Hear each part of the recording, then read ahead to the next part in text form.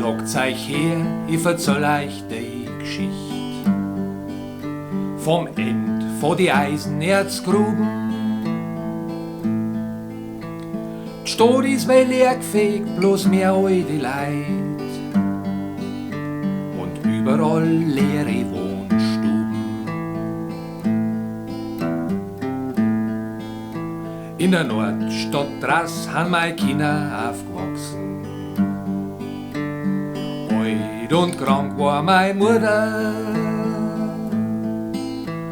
Ich war nur recht jung, schnell war die Kindheit vorbei. Nachher hab ich gewohnt bei meinem Bruder. Das Erz aus die Zechen, das Eifahren in Stollen, das Schafeln, das Hämmern, das Rattern. An allem durch ist mein Bruder nimmer heimgekommen. Dieselbe Geschichte wie bei seinem Vater. Der Winter war kalt, ich schau durch gefrorene Scheiben. Hab nimmer gewusst, wie geht's jetzt weiter. Die Schule hab ich abgebrochen, einen Nachbarsburm gefragt. Heiratst mich, er war Grubenarbeiter. Die Jahre ziehen ins Land, das Leben war nicht schlecht. Ein warmes Essen, ein Brennholz im Winter. Auf einmal heißt's, gearbeitet wird bloß mehr halbe Schicht. Für eine Frau und einen Mann und 3 Kinder. Bald war Schicht im Schacht, sie haben alles kürzer gemacht. Aus die Schächt ist kam Eisenerz kummer.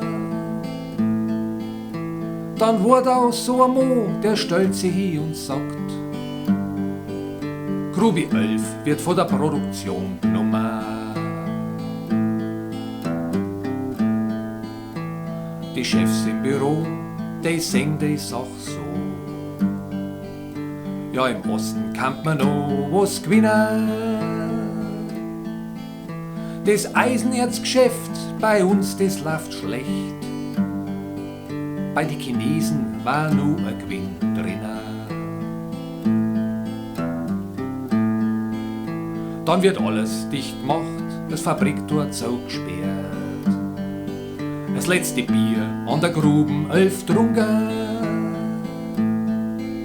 Kein Schaufeln, kein Hämmern, kein Rattern mehr. Die Geräusche sind alle verklungen. Ich sitz in der Stube, schau durch gefrorene Scheiben. Er saft bloß kann keinen Sinn mehr finden. Der Frühling zeigt ins Land, ihm treibt's umeinander. Und ich hock daheim mit die 3 Kindern.